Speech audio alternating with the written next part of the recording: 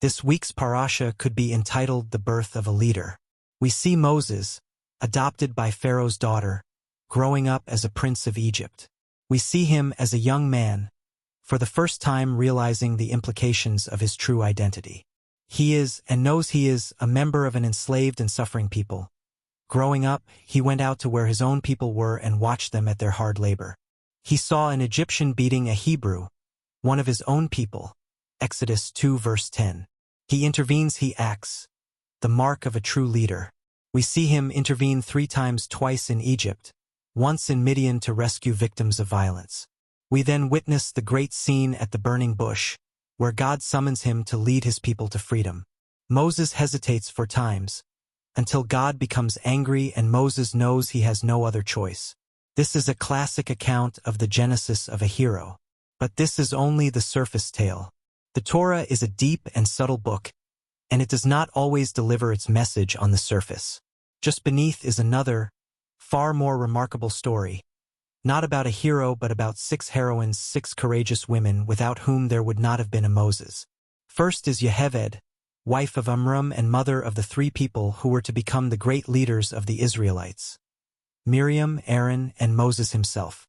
It was Yocheved who, at the height of Egyptian persecution, had the courage to have a child, hide him for 3 months, and then devise a plan to give him a chance of being rescued. We know all too little of Yocheved. In her first appearance in the Torah, she is unnamed. Yet, reading the narrative, we are left in no doubt about her bravery and resourcefulness. Not by accident did her children all become leaders. The second was Miriam, Yocheved's daughter and Moses' elder sister. It was she who kept watch over the child as the small basket floated down the river, and it was she who approached Pharaoh's daughter with the suggestion that he be nursed among his own people. The biblical text paints a portrait of the young Miriam as a figure of unusual fearlessness and presence of mind. Pharaoh's daughter. Could we imagine a daughter of Stalin doing the same? Rabbinic tradition goes further. In a remarkable midrash, we read of how, upon hearing of the decree that every male Israelite baby would be drowned in the river, Amram led the Israelites in divorcing their wives so that there would be no more children. He had logic on his side. Could it be right to bring children into the world if there was a 50% chance they would be killed at birth? Yet his young daughter, Miriam, so the tradition goes, remonstrated with him and persuaded him to change his mind. Your decree, she said, is worse than Pharaoh's. His affects only the boys, yours affects all. His deprives children of life in this world. Yours will deprive them of life even in the world to come. Amram relented, and as a result, Moses was born. The implication is clear. Miriam had more faith than her father. Third and fourth were the 2 midwives, Shifra and Puah, who frustrated Pharaoh's first attempt at genocide. Ordered to kill the male Israelite children at birth, they feared God and did not do what the king of Egypt had told them to do. They let the boys live, Exodus 1 verse 17. Summoned and accused of disobedience, they outwitted Pharaoh by constructing an ingenious cover story. The Hebrew women, they said, are vigorous and give birth before we arrive. They escaped punishment and saved many lives.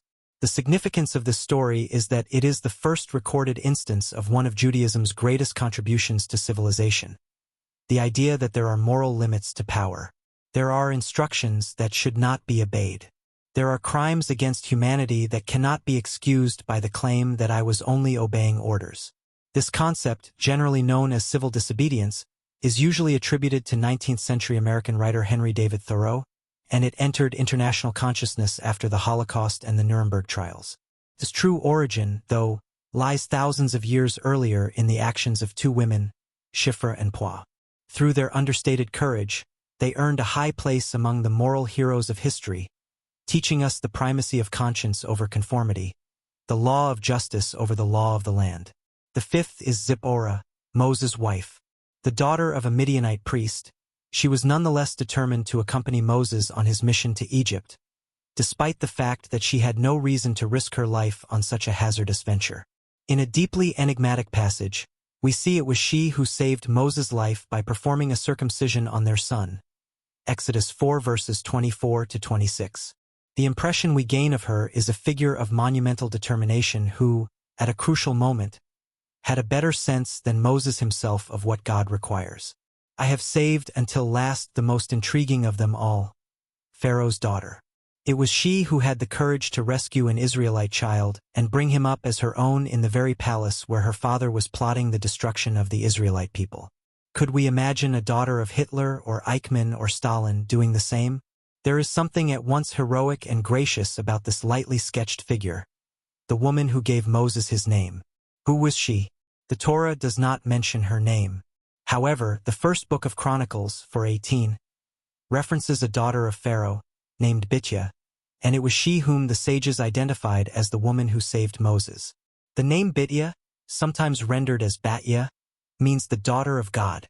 From this, the sages drew one of their most striking lessons. The Holy One, blessed be He, said to her, Moses was not your son, yet you called him your son. You are not my daughter, but I shall call you my daughter. They added that she was one of the few people, tradition enumerates 9, who were so righteous that they entered paradise in their lifetime. So, on the surface, the Parasha of Shemot is about the initiation into leadership of one remarkable man. But just beneath the surface is a counter-narrative of 6 extraordinary women without whom there would not have been a Moses. They belong to a long tradition of strong women throughout Jewish history, from Deborah, Hannah, Ruth, and Esther in the Bible to more modern religious figures like Sarah Schenirer and Najama Leibovitz, to more secular figures like Anne Frank, Hannah Senes, and Golda Meir. Why were women excluded from some leadership roles? How then, if women emerged so powerfully as leaders, were they excluded in Jewish law from certain leadership roles? If we look carefully, we will see that women were historically excluded from 2 areas. One was the crown of priesthood, which went to Aaron and his sons. The other was the crown of kingship, which went to David and his sons. These were 2 roles built on the principle of dynastic succession. From the third crown, the crown of Torah, however, women were not excluded. There were prophetesses, not just prophets. The sages enumerated 7 of them, Megillah 14a. There have been great women Torah scholars always, from the Mishnaic period, Beruria Ima Shalom, until today. At stake is a more general distinction. Rabbi Eliyahu Bakshidoran in his Responsa, Binyan Avenue, differentiates between formal or official authority, samchut, and actual leadership, hanhaga. There are figures who hold positions of authority, prime ministers, presidents, CEOs who may not be leaders at all. They may have the power to force people to do what they say, but they have no followers. They excite no admiration. They inspire no emulation. And there may be leaders who hold no official position at all but who are turned to for advice and are held up as role models. They have no power but great influence. Israel's prophets belonged to this category. So often did Gedolei Yisrael, the great sages of each generation. Neither Rashi nor Rambam held any official position. Some scholars say that Rambam was chief rabbi of Egypt, but most hold that he was not, though his descendants were. Wherever leadership depends on personal qualities, what Max Weber called charismatic authority, and not on office or title, there is no distinction between women and men. Yocheved, Miriam, Shifra, Puah, Zipporah, and Batya were leaders not because of any official position they held. In the case of Batya, she was a leader despite her official title as a princess of Egypt. They were leaders because they had courage and conscience. They refused to be intimidated by power or defeated by circumstance. They were the real heroes of Exodus. Their courage is still a source of inspiration today. This essay is from Lessons in Leadership, a weekly reading of the Jewish Bible by the late Rabbi Lord Jonathan Sacks, Maggid/OU Press. Questions around the Shabbat table. 1. How did the choices and different characteristics exhibited by each of these women influence Moses as he grew into his unique leadership position? 2. What do you think are the moral limits of power? 3. With all the stories in the Torah, what is unique about the story of Batya?